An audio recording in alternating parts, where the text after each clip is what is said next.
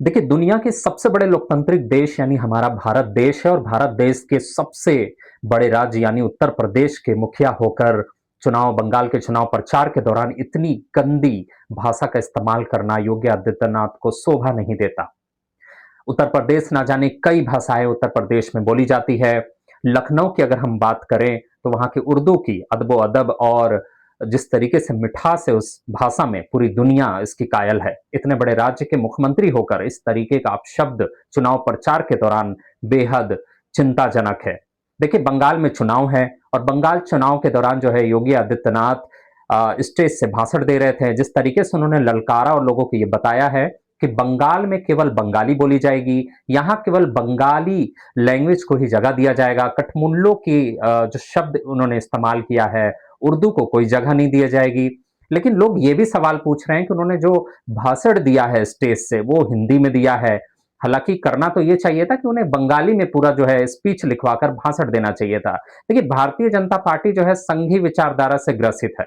उनके छोटे कार्यकर्ता हों या बड़े शिखर पर बैठे लोग हों, उन सबका एक ही एजेंडा होता है हिंदू मुस्लिम मंदिर मस्जिद करके चुनाव जीतने का।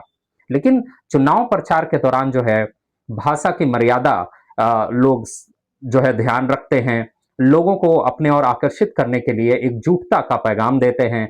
लेकिन यहाँ तो कुछ और ही खेल चल रहा है। इस तरीके से आपने देखा कि इलेक्शन कमीशन ने एसआईआर के नाम पर पूरे बंगाल में 91 लाख वोटर्स के वोटर लिस्ट से बाहर कर दिया, जिनके परिवार वाले दशकों से बंगाल में जो है सेवा कर रहे हैं। कोई रिटायर आर्मी के चीफ हैं, कोई कुछ हैं, उनको भी जो है वोटर लिस्ट से ऐसे व्यक्तियों को भी बाहर कर दिया गया है। कितना चिंताजनक है।